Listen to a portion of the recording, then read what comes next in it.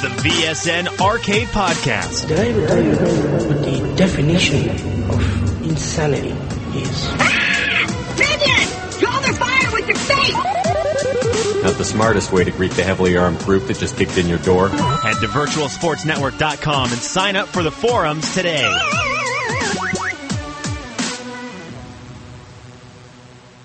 Hey, fellow viewers out there in podcast land, welcome to another special edition of the Virtual Sports Network Arcade Radio Podcast, sponsored by virtualsportsnetwork.com/forums. Sign up for the forums today. We are here to talk about video games in episode number 81 of this podcast. Without further ado, I am special co-host JayDizzle. Along for the ride with me this evening is the one and only master producer himself, Mr. Swarley. How you doing? Playing games, building Legos. Life can't get much better. No, it cannot. Also along for the ride this evening is the one and only one-armed assassin himself, Mr. KNUBB. How are you? Oh, if this controller doesn't work, I might break something. Please do not rage over that after trying to get a super high score in Resogun. My high score's so higher than yours. I don't care! Shut up! And the man who's chuckling to himself is the one, the only, the infamous IamMedellin. Welcome back, how are you? What up, baby? You know what, Nub? It ain't even worth it for you to fucking rage out, because any rage out that you produce, Nub, ain't gonna touch the J-Rays that just fucking unleashed after that Resogun game. It is a very good thing I did not have my controller microphone plugged in, and that Twitch does not record any PlayStation 4 gameplay whenever you It's a very good thing that you have that parental advisory, explicit lyrics warning on your page. Yep. Unfortunately, we were still attached to Skype at the time, and I do apologize for any earlobes that were busted at the time. But we are here to talk about what? Oh, shit. Are you playing Pokemon scrounging up berries for some reason? Goddamn right, Pokemon gotta eat berries. And this is what version of Pokemon you playing? Motherfucker, this Pokemon Y on my 3DS XL, this is fucking sexy as shit. It is by far my favorite handheld right now.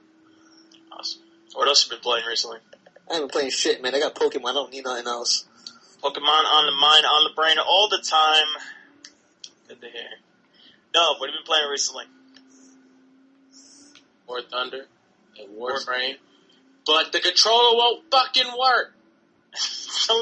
Don't rage over your controller. No, I can't play if the controller isn't working. Is it the sticks or what's going on? The only button that works is the PS button. Nothing else works. Okay. So I would just tell you maybe turn off the system and the controller for a little while, put it back up. If it's not working, then it's not working right now. I don't tell you. Maybe charge it up. The light's on. What color is the light on the controller? Blue. Is it white? Blue. It's blue. Blue, Jay. Blue. I don't know. Maybe plug it in with a USB cord if it ain't plugged in already. It was. I don't know, but I'm hoping it'll work in the meantime or in the near future, because if it doesn't, that is $60 down the drain, and that's very sad. Fuck that. I'm calling them Japs. Racist. Okay, last but not least, Swarley, I do need to know, what have you been playing recently, man? It has been a week full of sim racing with Gran Turismo 6 and Forza Motorsport 5. Sweet.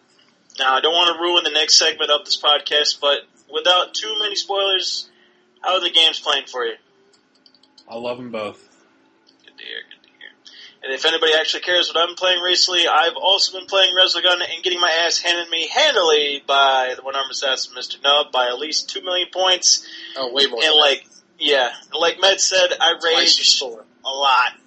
Yeah, and Jack out, his God is just like curb stopping your score. In fact, only one beer left is also curb stopping. Jay, there's a lot of people curb stopping your score right now. There is 3 people that are currently beating my high score in experience. 3 people that you know of, right?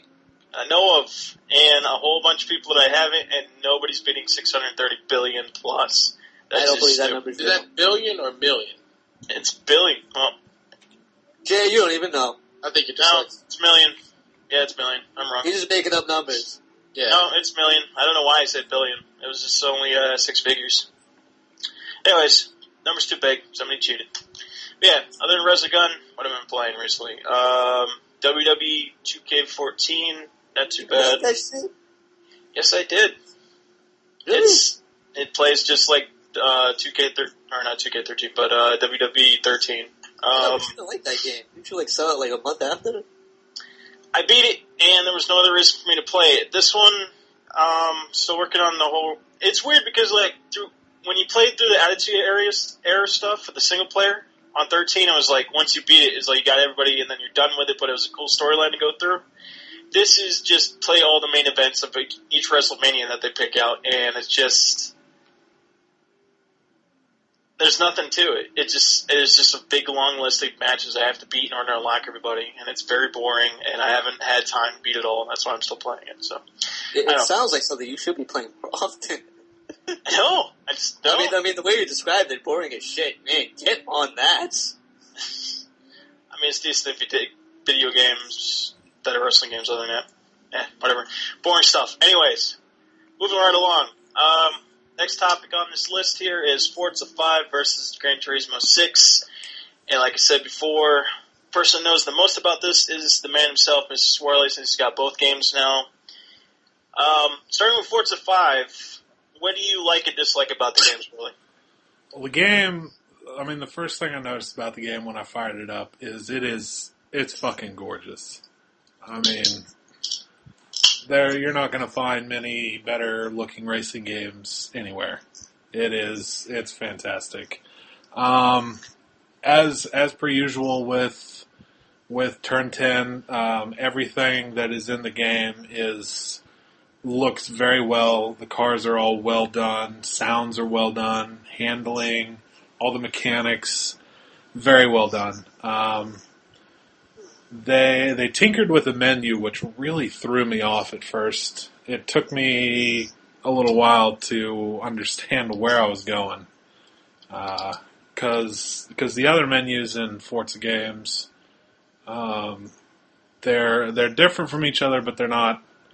They're basically the same. But this was just. It took me a while, and I was a little annoyed at first, but it's not bad now.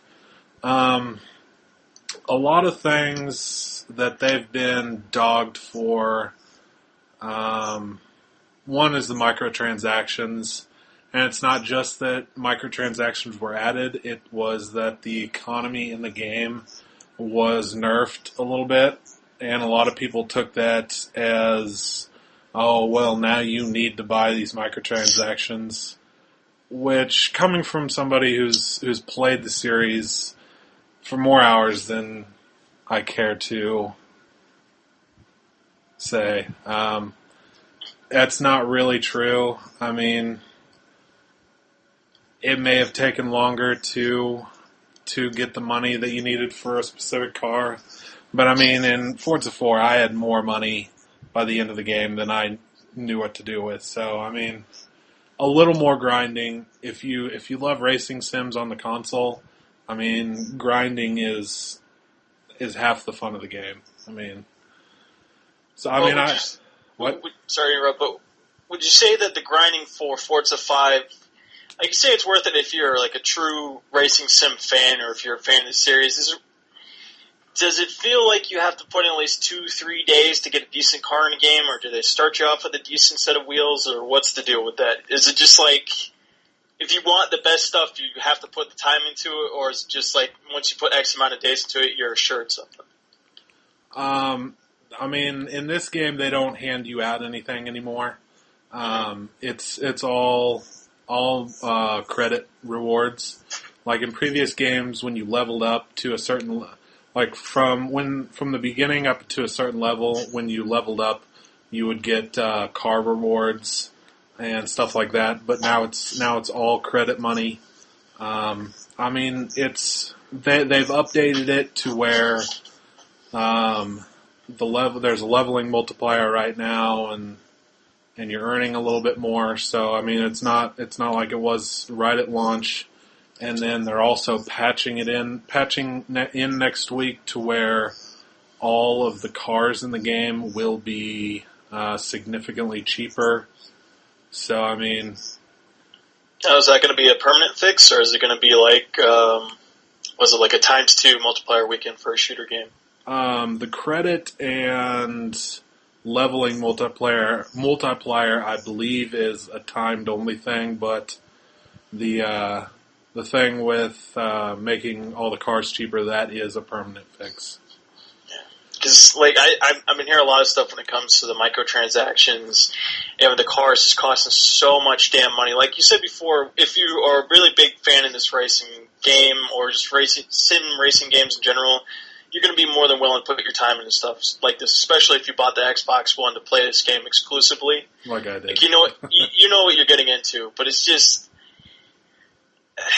having cars that are like, 5 million credits. It takes way too fucking long to put in it. And like a lot of people get bored before they even do that, and that's why you pay like $10 to get those cars that you want. Like I understand where people are coming from, and Turn 10 has been really good about responding to all the criticism. I mean, for VIP people with the game who got the limited edition at launch, they've given them they gave them the Lotus E21 Formula One car, which is a $6 million car. They've got the Forza rewards now, and from all my time playing Forza 4, that earned me 4 million credits going into Forza 5, so that was pretty nice. So I understand where people are coming from with that. It didn't bug me as much because, I mean, when it comes to these games, I love the grinding aspect to it, but I mean, I don't blame anybody for complaining about it. It definitely sounds like it. Like if you're going to pre-order the game, or if you're going to get like a limited edition, it sounds more like if you want to play this game, especially with Forza 5, it sounds like the incentive programs are more of a reason to get this stuff early than waiting and getting the regular version. Because it sounds like a lot of this stuff, unless I don't want to say pay to win, but if you're trying to get something, I guess like be part of a specialty club, you give X amount of dollars. Like it sounds like you got to spend a little bit extra to get these better things versus them just having a regular game. I mean, I wasn't going to miss out on the limited edition this time, but now that I got the Lotus F1 car, which was like my holy grail in this game, I mean, it was definitely worth it for me. But kind of segueing into GT6 with my final thought on Forza 5 is, I mean, there's also a lot of complaints on the lower amount of content in the game, like cars and tracks, and they've definitely responded to that. They understand why people are upset about that. There's significantly less cars and tracks. There's 14 tracks and there's 200 cars at launch. They will be adding cars and tracks as DLC. How much those will cost? What's the comparison to Forza 4? Forza, as far as like cars and tracks are concerned, it's probably about cut in half. Shit. I mean, but here's the thing where I kind of bring GT6 into this. The whole reason that they've done this is because they didn't want to port over any of their really bad models, like they took out the Nürburgring track, because I mean even people on VSN will say that their version of that on last gen consoles was just awful. And they've gotten to a point where they're laser scanning every car and track that they put into the game. And so, I mean, for it to be top quality and for the game to look this good, I understand that they need to cut some of that stuff for now. Because when you got a game like Gran Turismo 6, they've still got a lot of models and stuff from the PS2 era. And back on GT5, there were some cars that just looked utterly fucking terrible. I mean, it was really bad. I mean, they've cleaned up a lot of those cars, but they still have those previous gen models in there, and you can still tell that they don't look near as good as their newly scanned stuff.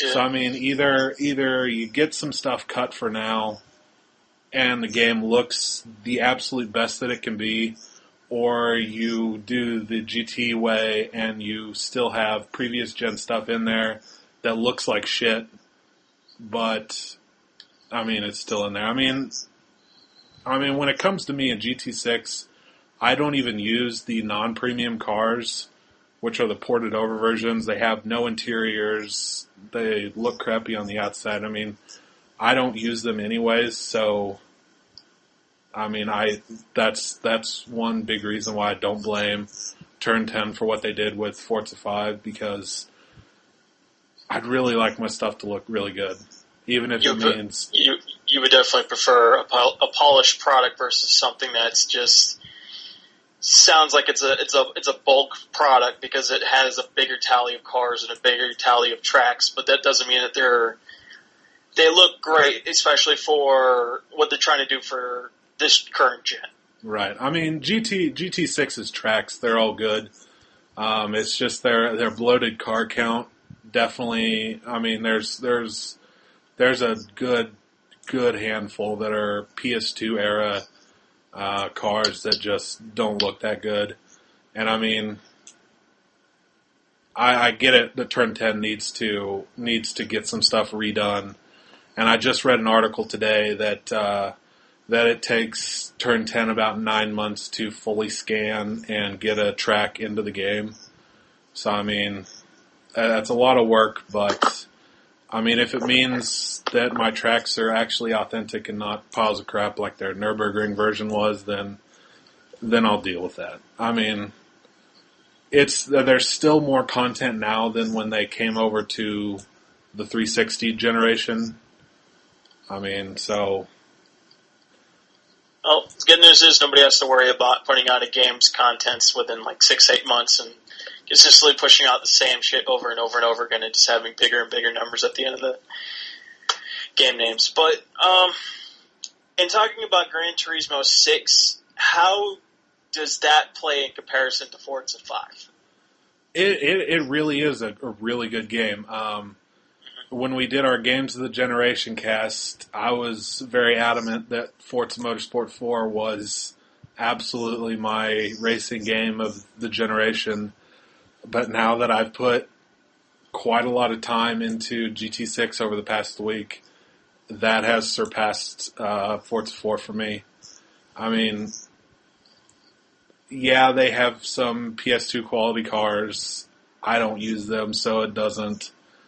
I mean, it's no big deal for me. But I mean, they've got a good amount of real life tracks, which I absolutely love. They added 3 new real life tracks, I believe. No, 4, and they're all top quality. It's something. It's a good contrast between Forza and Gran Turismo, because you get things in one game that you can't get in the other. Like in GT6, you've got night racing, you've got rain racing, you've got some rallycross. I mean, there's a lot of cool things in that game that you can't get from the competitors, and I mean, it's a really good game. And I mean, even when I went back to it last night after picking up Forza 5, I still wanted to play it. It was a little tough picking up the DualShock 3 though, because those sticks are so damn loose that it's hard to get the precision sometimes that you want. But I mean, the game plays good. It looks good. It looks really good for a PS3 era game, and I mean, it's the single player is where it really stands out. Forza's never been a top quality single player game. It's been quite boring. They did kind of fix that a little bit this time with their leagues that you can pick in the single player. It's still not GT good, but I mean in GT you've got 6 different license levels, and you've got series for each different one that you use different types of cars for. And you have to get so many stars to unlock a license test. And I absolutely love the license tests. And unlike GT5, where you just do the licensing and it didn't mean anything in the game other than getting some trophies, you actually have to earn your licenses to unlock the next tier of racing series. And, I mean, I absolutely love the licensing aspect of the game. It's a lot of fun. And then once you get up to those higher ranked levels, you've got some really good type of racing series, like doing a GT3 series. You've got Super GT, and I was kind of excited to get into a NASCAR and try that, but the fucking AI is just so asshole-ish that it kind of ruined that series for me.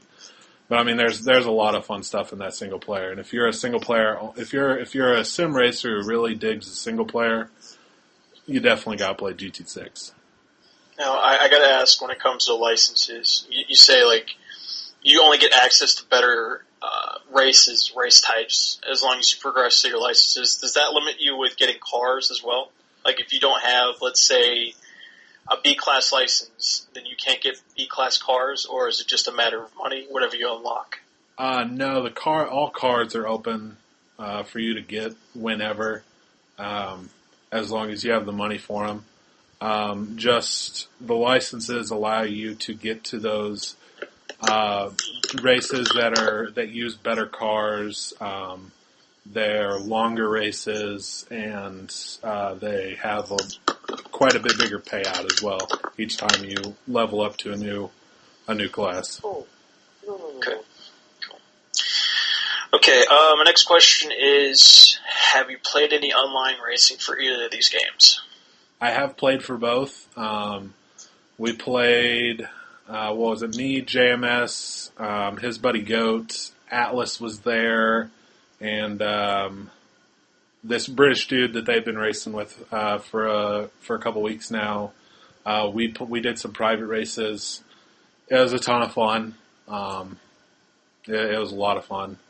It's basically set up not a whole lot differently.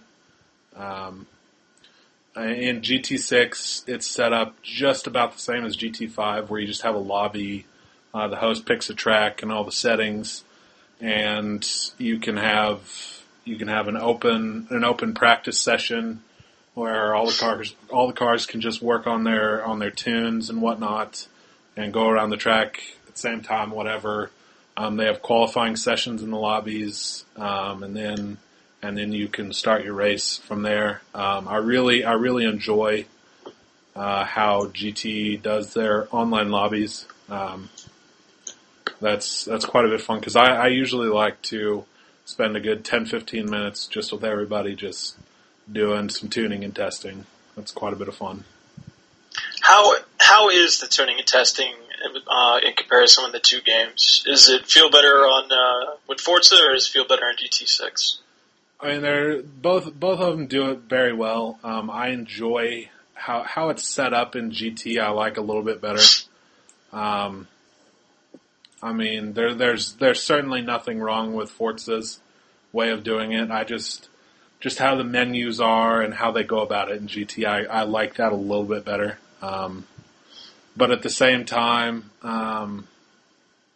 kind of on the same note, in GT, they still don't have a livery customization option, so you can't say I had the Mercedes-Benz GT3 car.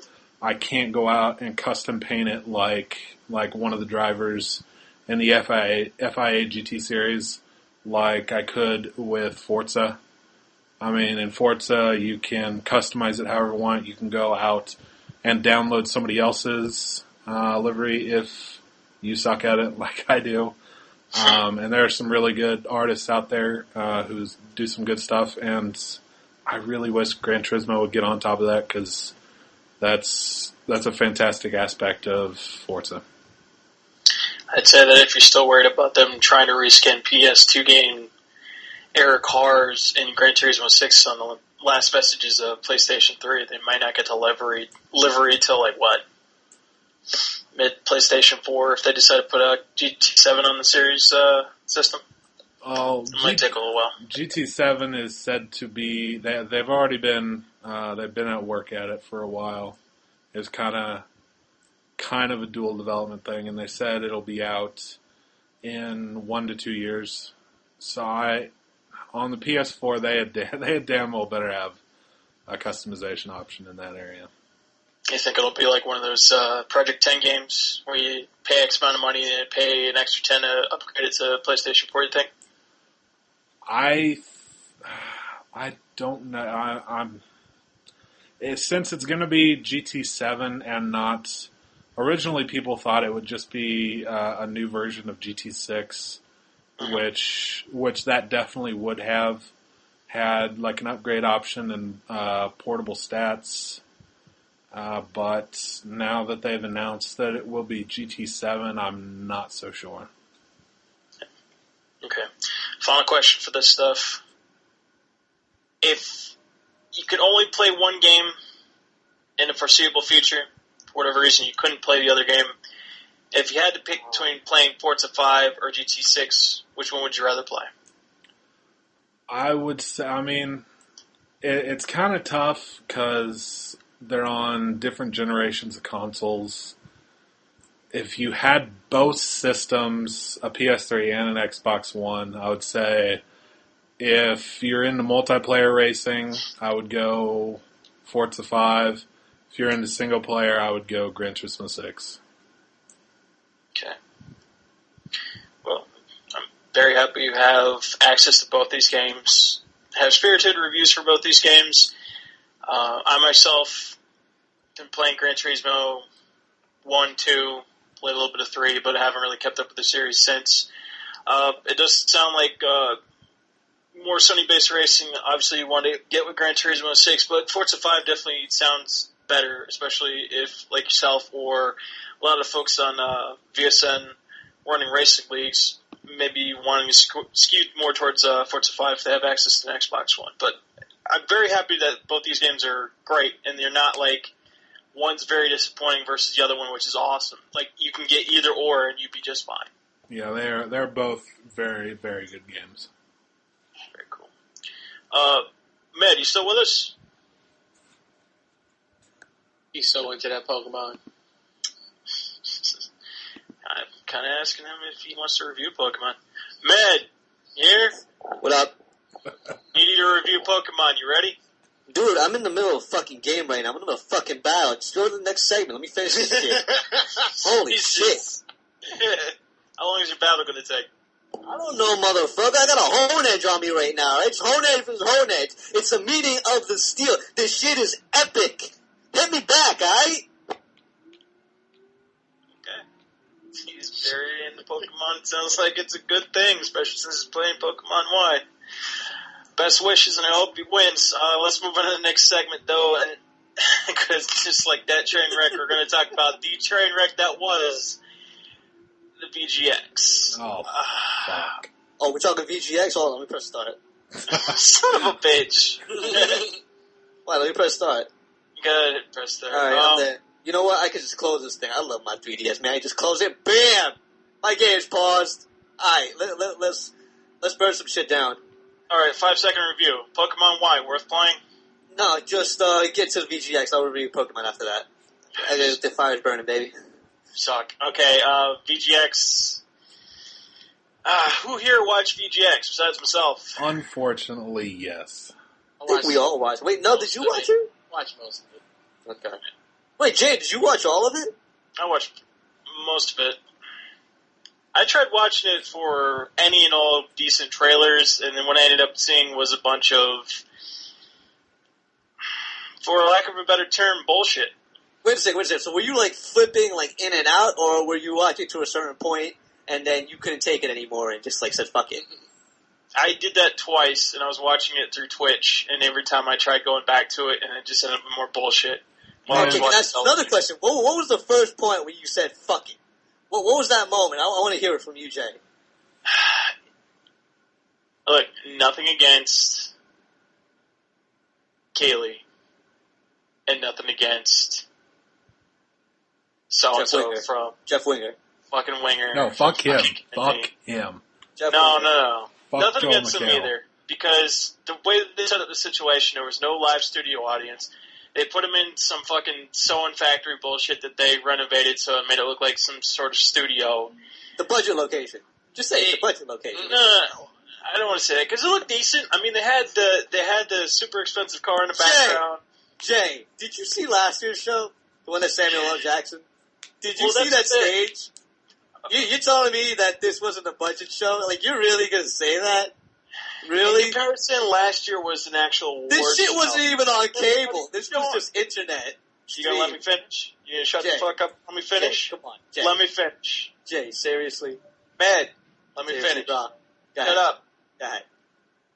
VGX is meant for an online-only type of idea. So basically their whole thing was quick, flashy photography, a bunch of images flashing in front of you, and then they would show you their trailer, or they try to cut back to an interview, but nobody was ready from behind the scenes. You would consistently hear somebody say, "Oh shit, we have to go do this," and fucking Winger and Keeley were not ready.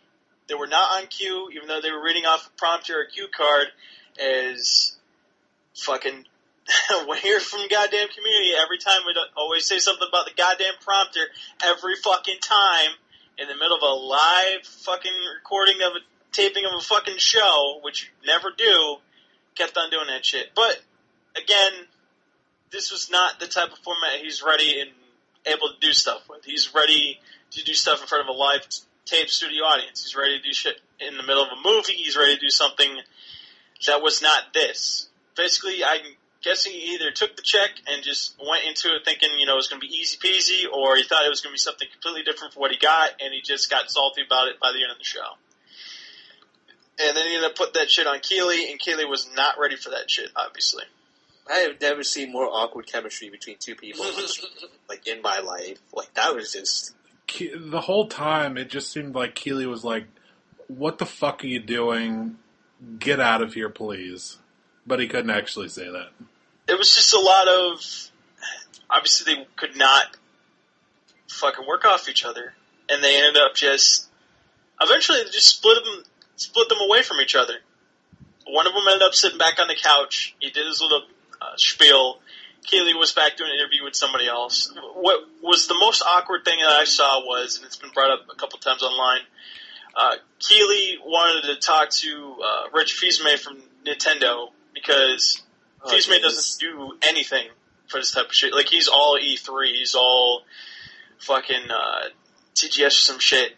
In this, he's just like, okay, well, this is going to be the first iteration of this VGX thing, so I want to make it special, so Nintendo is going to show up and do their brand new thing through me, and everybody thought it was going to be this brand new game or something neat. Instead, it was, we're bringing Cranky Kong to fucking Tropical Freeze. Yeah, I mean, everybody was expecting either Smash Brothers or Mario Kart, and I know, we talked about it. And then they just give us something else for Donkey Kong. I was like, really? Yeah, it was really bad when he was obviously pointing to his fucking Metroid pin, and I was like, okay, well, he's got the guy from what was the name of the studio they was talking about from that did the remodeling of Metroid for Wii? I don't even know. Of course, nobody knows. There was a guy from one of the studios that did Metroid Prime, I guess it was, or something like that. They're now working on Donkey Kong. Tropical Freeze, and you see this Metroid pin and you're thinking, okay, well, he's going to bring up a brand new Metroid game or something. It's obvious that you wouldn't just point to this pin and then have nothing come of it. And then Keeley all of a sudden was trying to poke and prod, say, okay, well, do you have another announcement for us? This pisses off Fils-Aimé. Winger's trying to say something, try to be funny at the time. This pisses off Fils-Aimé even more, and you get fucking nothing from Nintendo. He's like, fuck you, Keeley, I'm out, and then everybody's just sitting there with their fucking dick in their hand. And that was the worst thing for me to see, because I'm like, why the fuck would you why would Fils-Aimé even agree to do this shit, knowing that this is live, even if it's not on television, and then just immediately bitch out like that at the end? It's silly. I think we've seen in the past that Nintendo isn't really good at these, secret reveals with a little hype about them. Remember the last time when they were hyping up, I think it was last E3, their big fighter for Super Smash Brothers ended up being that chick from CrossFit or some shit like that? That was so bad. Like, I understand that Nintendo is still on the whole hardline Japanese business model when it comes to their games. Like, they're always about whatever works, consistently hammer at that shit, renovate it, make it the best that it could possibly be, and even make it better afterwards, and people love you for it. But Fils-Aimé is supposed to be the American face of this thing, and you figured he'd be, somewhat flexible with this, but just, I don't know what happened. It just made fuck Keeley look like a little bitch twice over. I mean, really did. I mean, that's always like, what the fuck is Fils-Aimé doing there? If not, it was almost like Keeley was telling him, like, give me a big reveal, like, save this show, please. Give me something better than fucking Cranky Kong that obviously stole the fucking pogo jump shit from fucking DuckTales.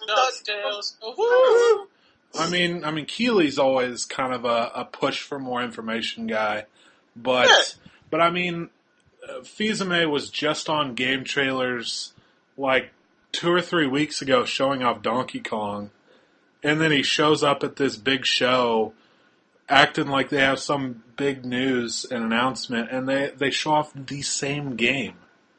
I mean, it was... I've never been a fan of Fils-Aimé. I think he's an idiot.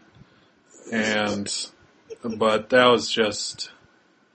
I have no idea why he thought that was a good idea. And just as a disclaimer, listeners, these are our own opinions. They're not the opinions of VSN, just in case. Like, hell they are. We're just sponsored. Just saying. Kind of. We don't agree with VGX and what they stand for this shit. It was awful. Another thing. The live music that they had going on for it, it was okay. It was a concert, but had nothing to do with what the hell they were trying to do. It's like, they're just like, okay, well, Rockstar's coming out. They're hiring all these bands to do their songs that they had on the GTA 5 soundtrack, which is awesome.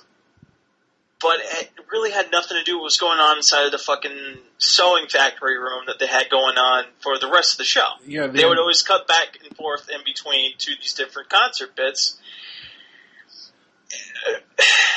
And, like, they would always cut back to the sewing factory, like, since there's nobody in there besides people running the cameras and the fucking feeds in the back, I mean, you, again, would obviously hear something like, oh shit, we kind of have to clap, or somebody would, like, ironically clap in the background, like, oh yeah, this is the part where the studio audience would clap and say, yay, good audience performance thing for us to clap at. Got nothing. And it just was so fucking weird. I mean, I won't even get into the people who were hosting whatever the fuck was outside, because as if the show wasn't bad enough already. So, you talking about the 5 coons outside? Yeah, I don't even know what the fuck they were doing. No, I'm putting it out there. Those dudes are coons. That was Odd Future. Those dudes are coons. That Marlon Wayans motherfucker, the dude in the blue suit, that look like Marlon Wayans motherfucker. I'm serious. I'm gonna go there. That dude was like the 2013 Bojangles or something. Like, that shit was just... I was offended looking at him. It's like they had no fucking idea what they were supposed to be doing. They were just jerking each other off. I was just like, what is the point of this? They're just fucking waving their arms around screaming potato. This is really what fucking happened out there. Like, it was just... It was bad.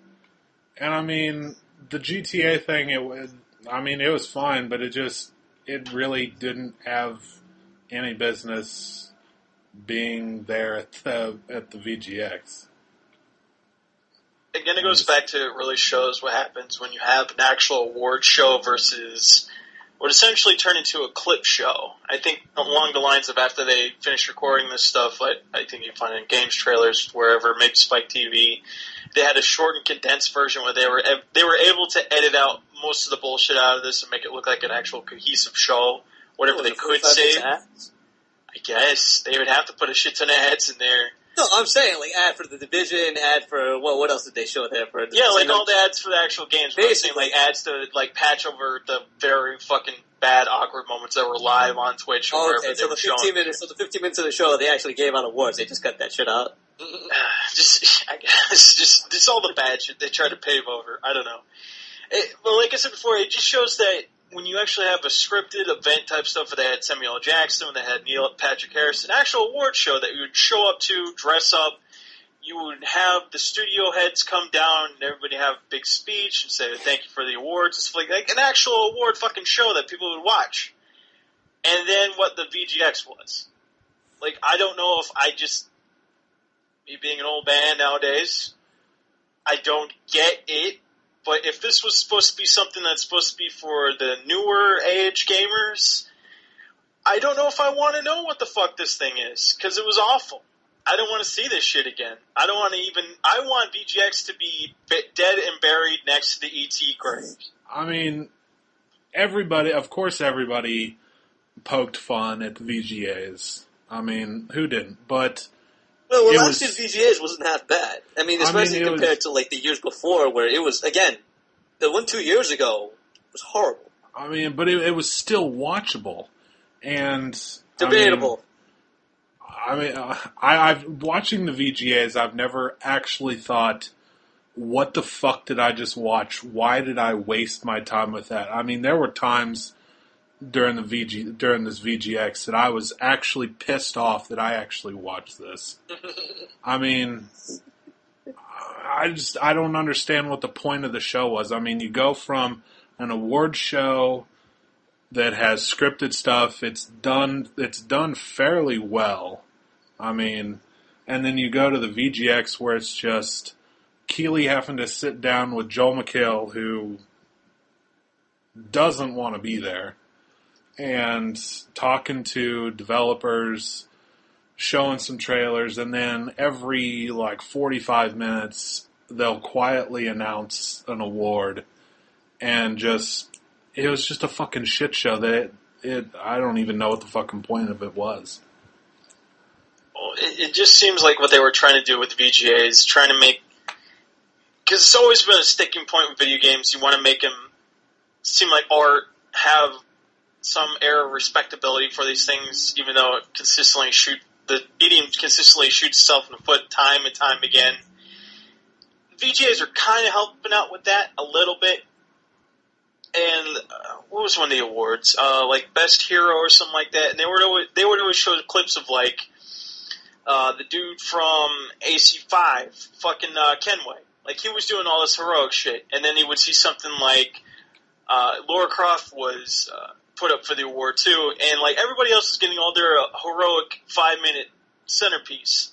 You go to Lara Croft, and this whole thing about what they were doing about this year, the whole thing about being fair, it's more or less being more fair to female gendered gamers.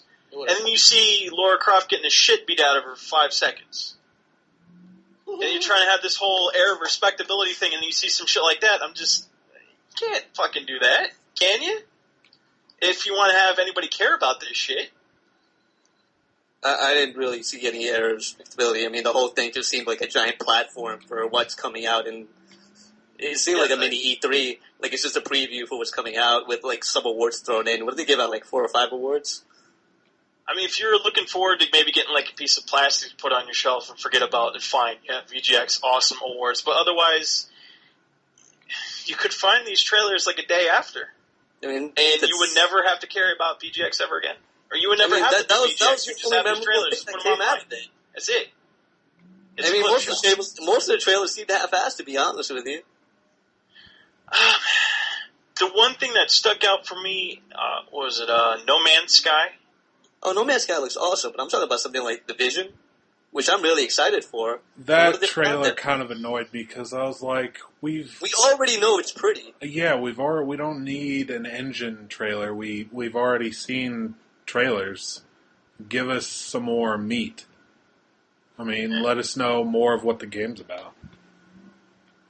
And at the very least, if you have to go over graphics or whatever, do a little review for people who maybe forgotten what was going on with the E3 or haven't seen what was going on in the E3, and then do something with gameplay.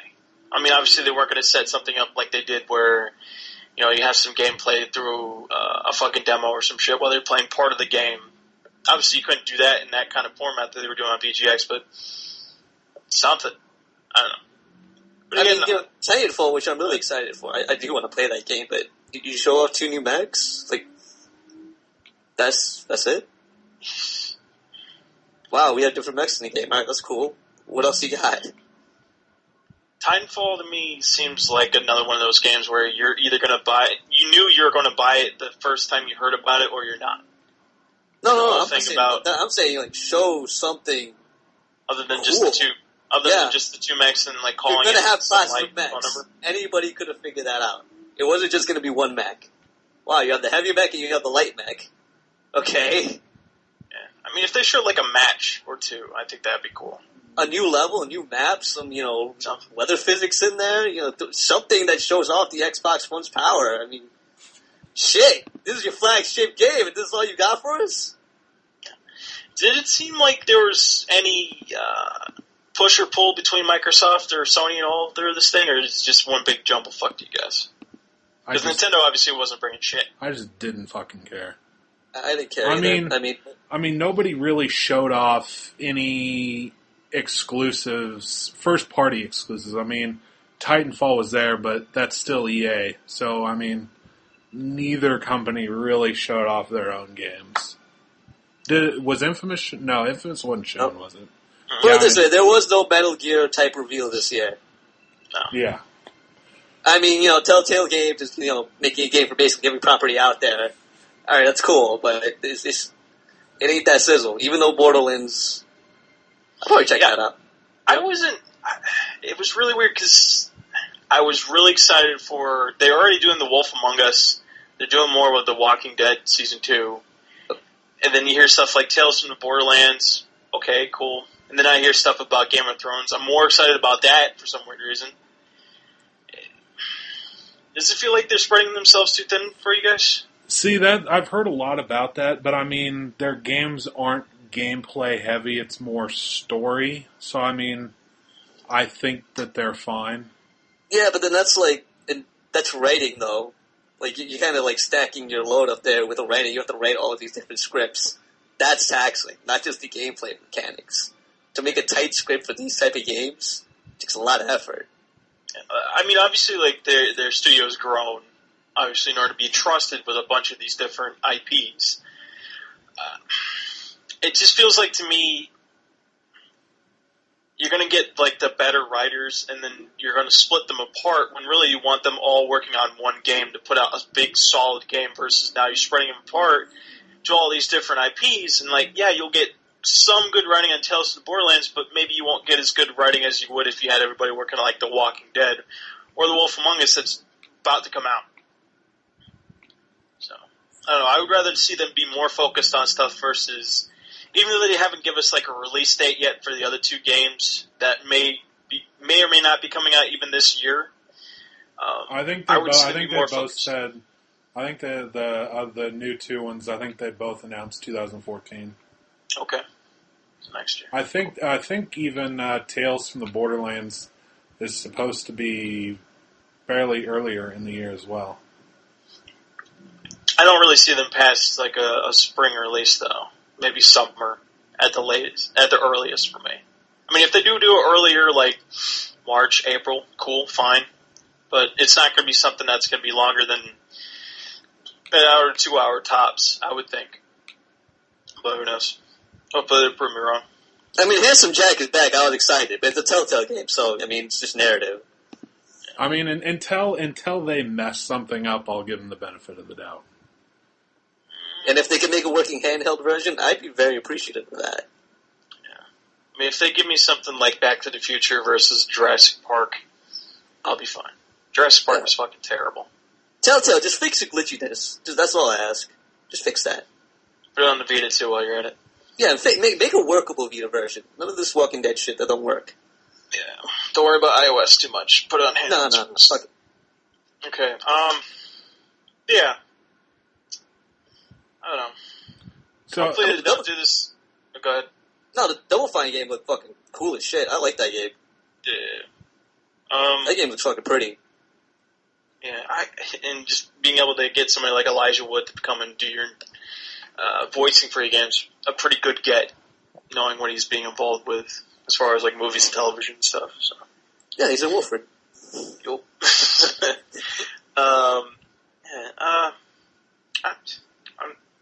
I'm hoping they do better next year.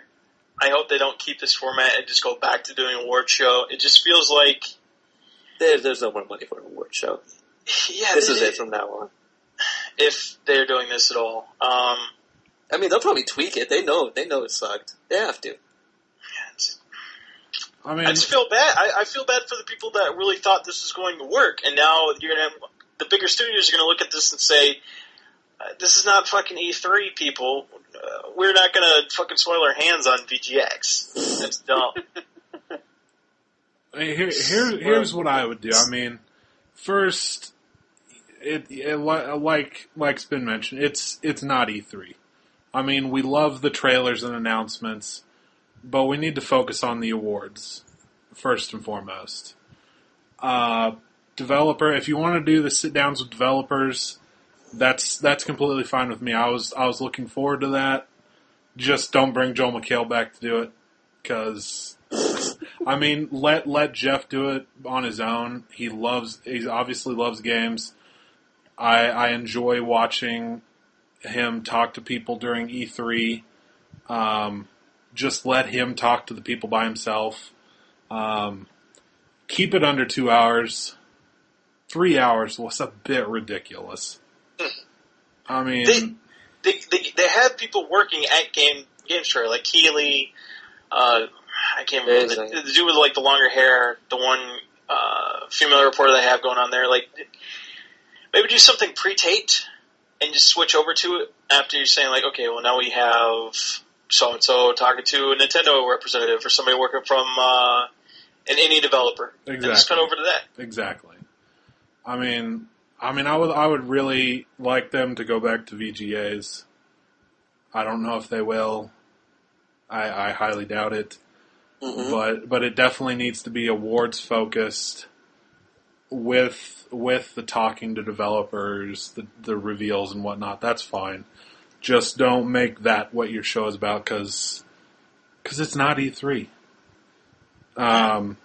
But yeah, keep it under 2 hours. Don't have some stupid ass people outside having no idea what they're doing, talking about music that really has nothing to do with what the show is about. And being coons generally. And don't have people on the show that don't want to be there. I just wanted to kill Joel McHale because he didn't want to be there, and it was painful. Swarley, was it the basement jokes? Is that what we got to you? He was kind of going in with those. He kept using them. I think every 5 minutes. It was everything. Yeah, you could have done Cheeto stain bullshit. Yeah. I mean that was another big thing that really annoyed me. I know we gamers like to dog on other gamers, but where they took it with the show, with even those stupid ass skits, I mean, that's not professional at all. Oh, actually, the Dude Bro Gamer was kind of funny. I mean, I would have enjoyed them in a different setting, but I just thought you could have one. One's funny. One's funny. They had 7. Like Samuel L's skits, I thought those were completely fine. But I mean, some of the stuff making fun of each other, and I was just like, we're gamers. Why are you making fun of gamers? I was just like, it just felt like it was for a different time and place. I mean, if they had less PewDiePie, I think I'd be happier. In the long run, just none of that. Yeah, there'd be nobody from YouTube. Generally flipping off your audience constantly during the show, it's not a good idea. Yeah, I mean... Ain't a good look. But, yeah. Fuck it. Hopefully they do better next year. We have to move on, though. Oh, bitch, you gonna die. Let's talk about the Pokemon. Do you want to go back to your Pokemon? Do you want to talk about this week in news? Talking week in news, I'll get back to it. I'm in the fucking battle right now. Okay. Swarley, what we got this week in news? Well, of course there's that whole big YouTube fiasco. And, I mean, it doesn't affect me because I don't really put anything on YouTube, maybe twice a year. But there are a lot of people freaking out. YouTube apparently put in this new system that flags a whole bunch more content, and if you get flagged enough times, you can get your shit shut down, and that's quite a bit of money for a lot of these gamers who do Let's Play and walkthroughs and stuff. I mean, I know I look at that stuff all the time, and I'm sure those people are making quite a bit of money. What I did like was yesterday that quite a few major publishers came out in support of gamers and said, if this happens to you, make sure that you motherfucker. And they were like, if this happens to you, make sure you're on it right away, and we will get it taken care of for you. But I mean, I don't really understand what YouTube's trying to do here. Oh, it wasn't so much put eloquently, but it was put angrily, if you're going to use a pun here, and somewhat succinctly. Angry Joe from YouTube. He makes a lot of his revenue off online stuff, especially like his reviews of games, and like he'll have some game footage set up, but it's nothing that would really cause any YouTube flagging, because obviously there's a lot of hell. I could tell you from experience, like looking on YouTube, like there's a lot of flip cam movies where like all the lettering's backwards, so nobody can actually see anything as far as advertisements are concerned. Anything that would actually give away something as far as like a full movie, or like copyrighted like wrestling matches and shit like that, would always have flip cam as well, so you couldn't actually get flagged for that. But you're seeing shit like this where people are, and I kind of get both sides, because if you are somebody like myself who's supremely amateurish and doesn't actually set up any videos, but maybe be able to stream something and like chop it up a little bit like Windows Movie Player and then put it on YouTube and just say, okay, fuck it, whatever happens, happens. Some of that stuff might have gotten flagged. Maybe I deserved it, maybe I didn't, but nobody's going to care about my shit. But you'll see something like Angry Joe. I think he had something along the lines of like 6 or 7 of his videos. And a lot of his stuff was something that either you couldn't or you shouldn't have gotten flagged for on YouTube. A lot of stuff had stuff to do with game music. And a lot of stuff, like, he actually asked developers, he asked certain companies, okay, can I use this footage in my video? I'm going to make money off this, but I want to make sure with you first if this is okay. And these videos are flagged. What was really funny about this stuff was a lot of the times when he got flagged, it wasn't from those companies. No. Thank you, Nurse Joy. You okay there, buddy? Oh, what's up? He's having a conversation with Nurse Joy. Oh, yeah, no, I'm thanking her. She thanks me, but I really got to thank her. Okay. Oh, man, my frogadier went down, man. He gets real out here. Fucking poker dance. Serious, man. Actually, no, I want to ask you a question real quick. Like, not to interject, Jay. I have not been paying attention to any of this, but this whole YouTube thing, like, is it affecting, like, the mid guys, like Angry Joe, or, like, the lower guys, like, someone like you, Jay? Like, is this attacking the big wigs, too, like Machinima and, like, Ref3 Games? Like, are they getting it, too, or are they exempt? I don't think it's so much of an exemption. I think everybody's getting hit. It just depends on where your level on the ladder. Like, if you're somebody like me, if I get flagged, that's nothing. I'm not getting paid for this shit. I can post whatever the fuck I want on YouTube. That's fine. I'm not getting paid. But if you are getting paid for your stuff, like Angry Joe is getting paid for his stuff, if you're getting anonymously flagged by somebody or some company that is getting paid to do these flaggings for whatever reason, and you get hit by these things, if you get hit a number of times, like you know this, you get hit a number of these times, your shit gets shut down, and then like your source of income, which is providing content on, let's say YouTube, is gone. Yeah, that's what I'm saying. Is it just like the mid-level and lower-level guys, or the big wigs, like Machinima and Rev3 Games, getting flagged too? I really haven't heard anything as far as... Because I know Machinima does walkthroughs, I know Rev3 Games does walkthroughs, I know they're using this footage. Are they getting it too? I know. I don't know if they've been flagged, but I have seen both. I haven't seen anything mentioned as far as... I have seen Sessler getting brought up in these conversations. I don't know if he's been flagged, but but I know he's getting brought up in the conversations. Well, I can see him covering it, but I'm wondering, is Cecil losing videos? Is Josh Miller losing videos? That's what I want to know.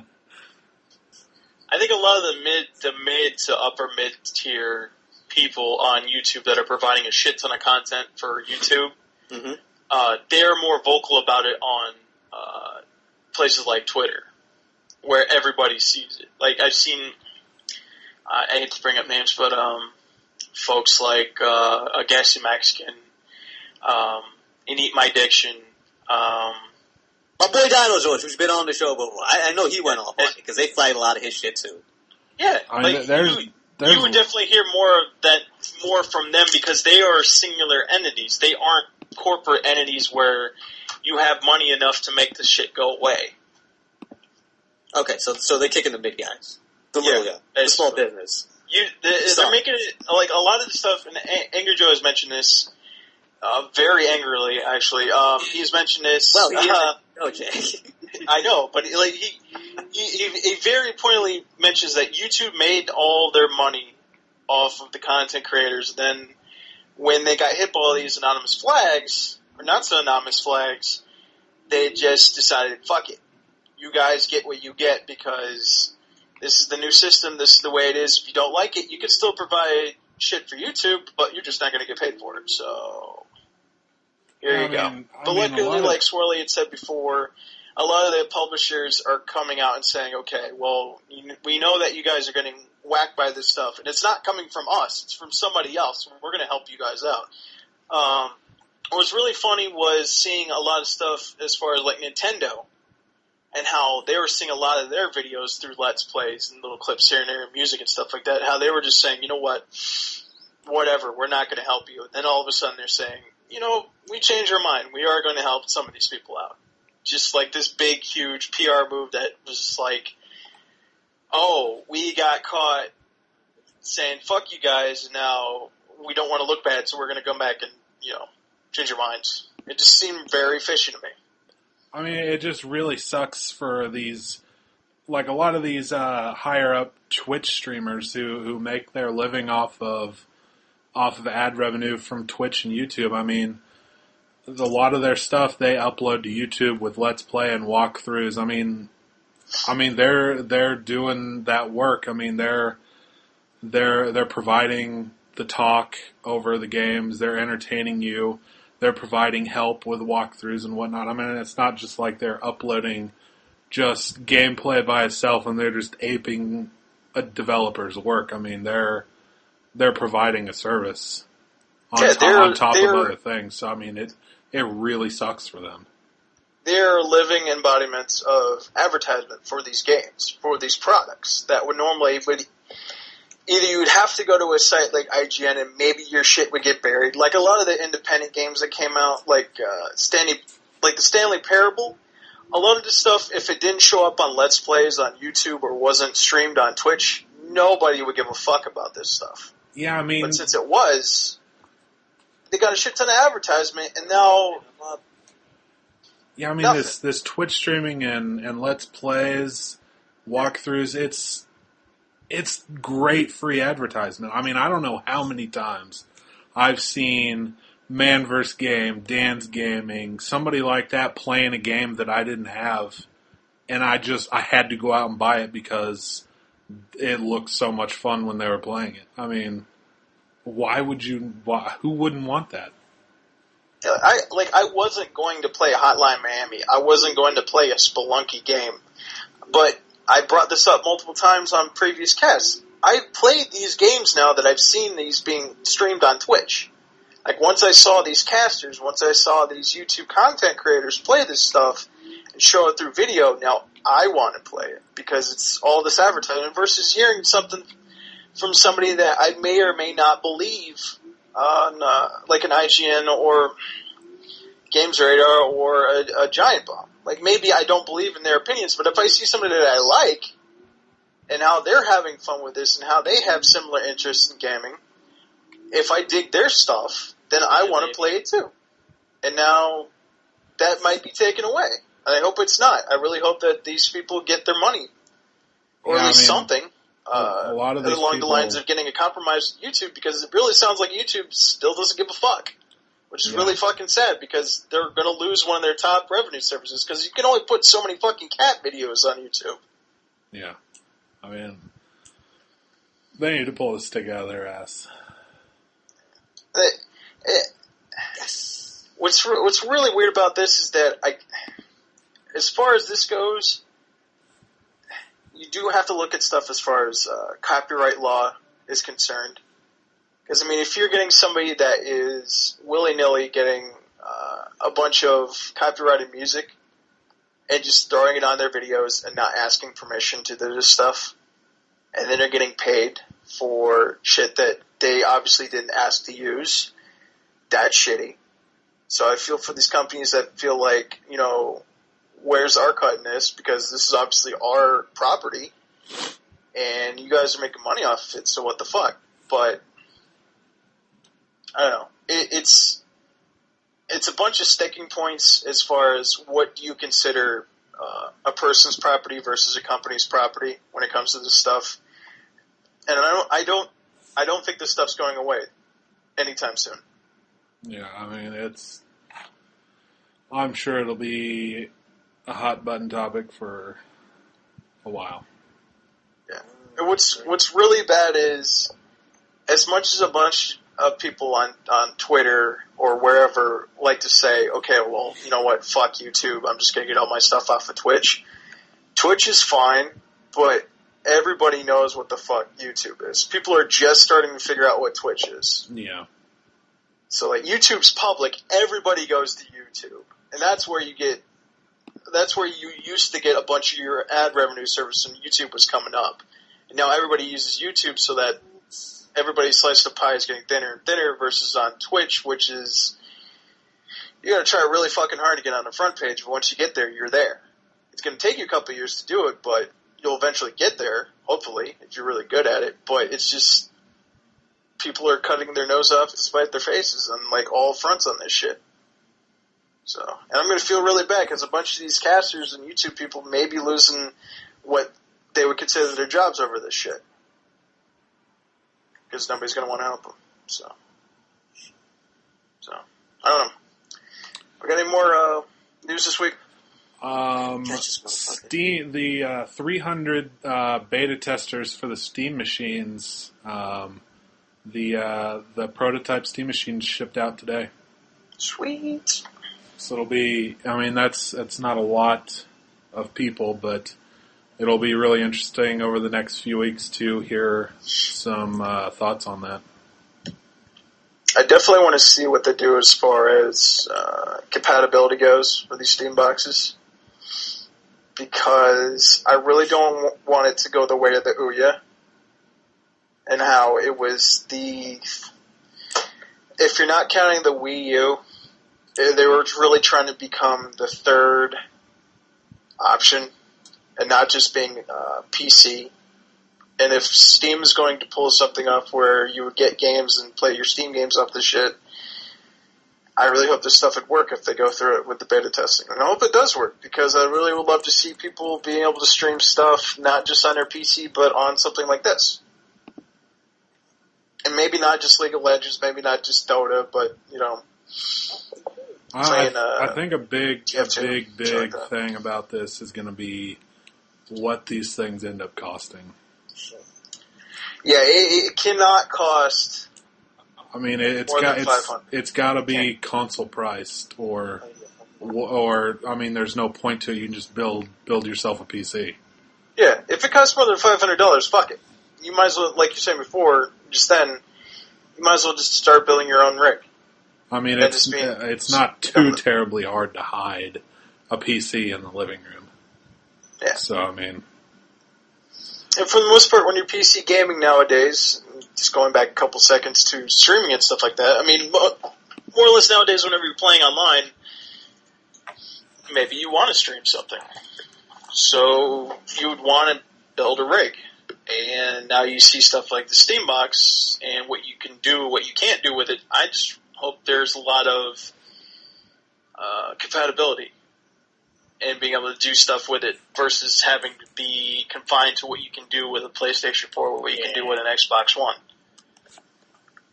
So, and that controller's not doing any favors for him. I'm sorry. I am very skeptical about that thing. I mean, I hope it's intuitive and I hope it works, but it looks weird. No, be here? Yeah. Okay. What do you think about the Steam Box? I want to see price points before. I mean, getting beta testers. How they see it. That's all fine and dandy, but it's not going to matter if the price point isn't there because I can always build one and install SteamOS myself. Definitely. Know what I'm saying? You know what I'm saying? Yeah. Maddie, here. What up, baby? What do you think about the Steam Box? Don't these have Titans in them? They could. The prototypes, the ones they're sending out right now, I think they might actually have. Yeah, so I'm saying, right off the bat, fuck that $500 price point right now. You got a Titan in there. Titan by itself costs more than $500. You're not going to happen. I don't think they're going to be $500. No, it's not. A lot more than that. No. Hell of a lot more. I mean, they're going to be I'm guessing, 800 to, 11? I mean, if that's the price point, there's really no point to them. Not really. Just saying, I can build my own. I mean, it's cool if, because there's some people out there who don't know how to build PCs, and, you see it's all in there, right? It's got the SteamOS in there. I can see the appeal to it, but I don't think you could do. I mean, if it's not a good price, it's going to fall flat on its face. Yeah. I really hope nobody would be dumb enough to say, okay, well, this is the third type of a console, because my kid doesn't want a Wii or Wii U. They would just come up and say, okay, well, the Steam Box has all these games on it, or has the potential to get all these games on it. I'll get it, and then paying $1,100 for that shit, even as a Christmas gift, it's fucking stupid. It's fucking stupid. If you're buying the $1,100 one, you're not buying it for a kid. I mean, let's put that out there right now. That's not the audience for this thing. It's fucking terrible if you do that shit. That kid is never going outside again, ever. So, I don't know. Okay, do we have any more news, Swarley? A few things just to note. We don't have to talk about them, but there were no buyers for the Kingdoms of Amalur. That's kind of sad. You should just buy that shit again and just say fuck it. Are you fucking kidding me? It seemed like a promising series, and nobody wants it. That sucks. Ubisoft talked to IGN, and Rainbow Six Patriots is still there. It's being That's a lie. It's being completely redone because it just didn't work. So it's being completely rebuilt from the ground up. It may not even have the same subtitle of Patriots anymore, but Rainbow Six is in development. So Patriots got canceled. I heard. Kind of. I mean, they're not making. I mean, their project got canned, and they have to remake everything that they were doing. They're making another one. They scrapped it all together. And Sony announced today, after their sales numbers came out, they announced that there are epic announcements coming next year. Good thing next year is in about a month. It seems like they're leading more towards E3. There could be a couple things before that, but they said they're really excited for E3, and there's some epic announcements are being promised. More Kingdom Hearts. Okay, so before we go here, folks, we do have one more thing we have to do besides shout-outs and outros, and that is Pimp. Hold on, whoa, you forget something. I still got to review Pokemon, alright? Let me do my 5 seconds left. Well, I forgot about that shit, man. I know, so did I. I didn't remember it. I'm in a battle right now, but Butterfree wants to learn Whirlwind, alright? And I gotta think this through. So while I'm thinking it through, I'm gonna review the game, alright? Now, for Black Friday, I picked up my sexy-ass Med Edition, You can see that pictures on Virtual Sports Network soon, so definitely check out the arcade. You will see the Meta Edition Special 101. Alright? Red Pokemon 3DS XL, my favorite handheld by far. Seriously, fuck you, Vita. It's done. I can't find you. I'm not even looking for you. There ain't nothing there for me. This thing right here is titties. Alright? Pokemon Y is titties. Alright? This is probably the best handheld game I've played in the past decade. Alright? Then again, I don't play a lot of handheld games to begin with, so you know what? Doesn't matter. Alright? Game of the year right now, I'm gonna spoil it for y'all. Pokemon Y. He's dropped the mic. Just dropped the mic. I think he's dropped the mic. Okay. Game of the year, Pokemon Y. It's done. I'm so sorry, Songbird Elizabeth. I really did. Well, that wasn't game of the year anyways. It was for me. By far. It's because someone missed playing the game of the year. What about... No, I actually did play it. And Oh, then yeah? I stopped to play something fun. Oh, so you didn't play it? No, I did. No, that's what I understand. You didn't play it. I don't want to have fun though with the game, so I just I'll see when it comes out as a movie. I'll see when it comes out as a movie. Yeah, because we all know how those go. Exactly. Or I'll just I'll check out the clip version on YouTube. If it's still up on YouTube, I will check that out. Just all the cutscenes one by one. Shit.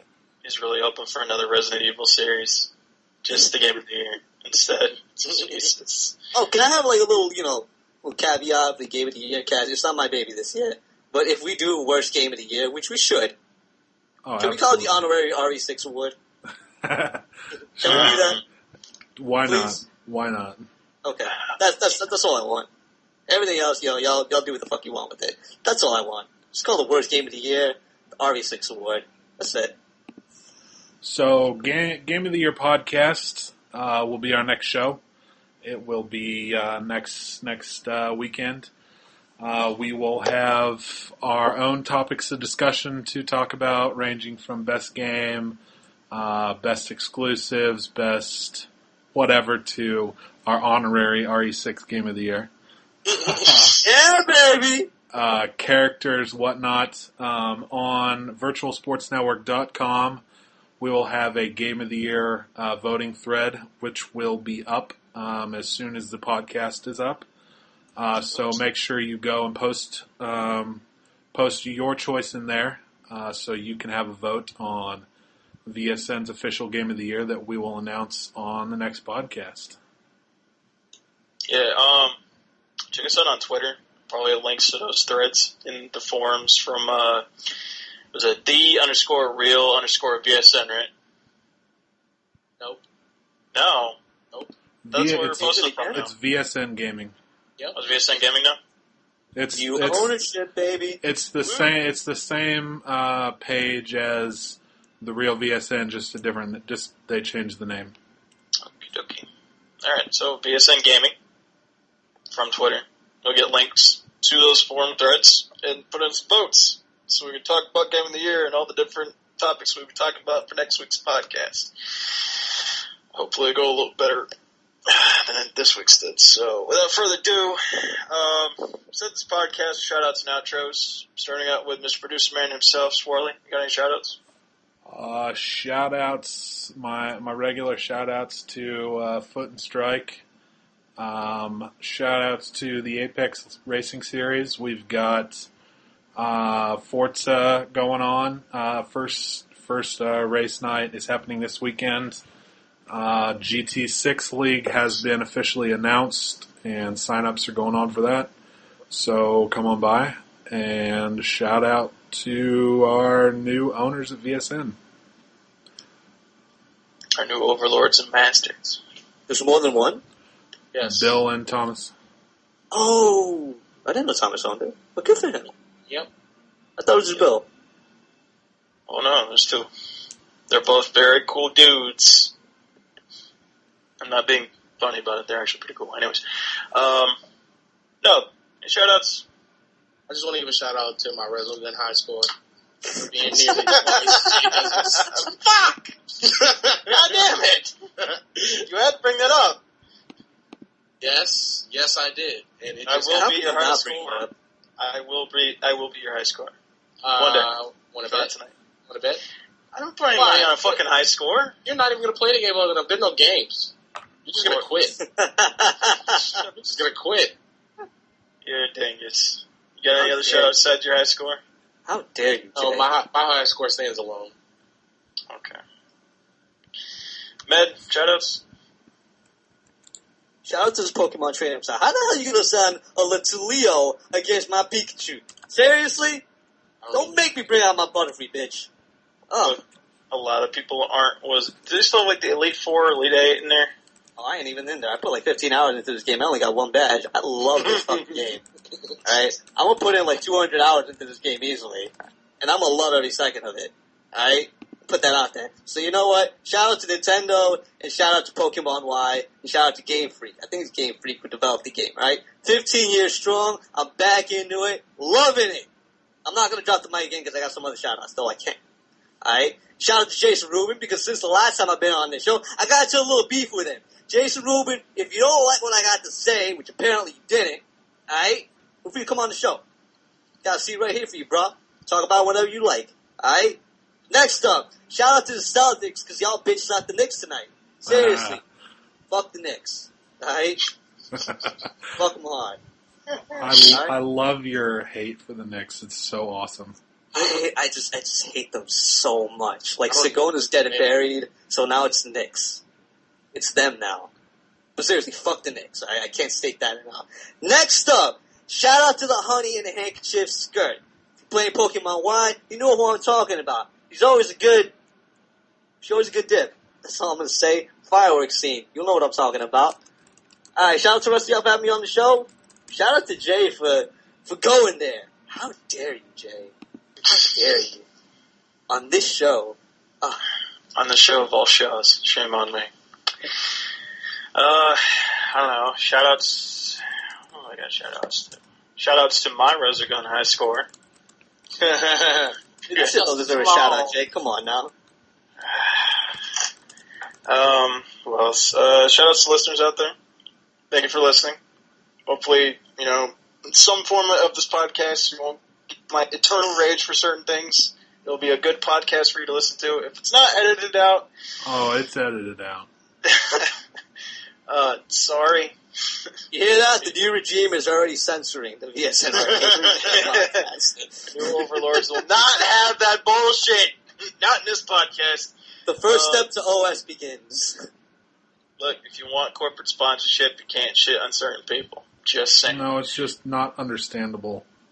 Yelling. A lot of rage and a lot of screaming. No, Jay, there's certain sacred cows, alright, that you can't speak out against, alright? Let that be a lesson.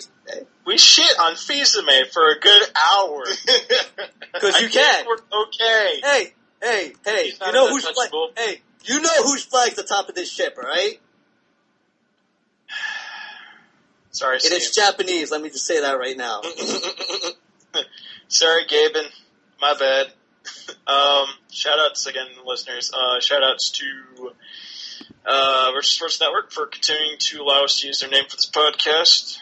You know who you are. Shout-outs to KNUBB.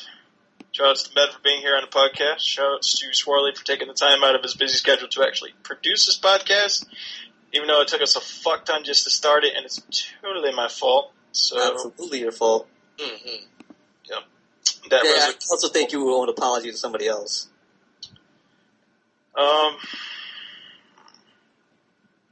Nope. I'm good. To all those humans you killed. Not only them, to Kaz. Come on now, Jay. Who do I gotta apologize to? To Kaz. Fuck him. Edit out that last part right now. Jay. Who else? Shoutouts to Foot Clan, Strike Team. Jay, you're fired. Everybody. You know who you are. Thank you for listening. Go listen to Game of the Year podcast when it comes out next week. Put in your input on virtualsportsnetwork.com/forums. Make sure you sign up for the forums before you do that. Check out the rest of the site. It's good stuff. Anyways, we gotta go. Say goodbye, everybody. Smooches. Later.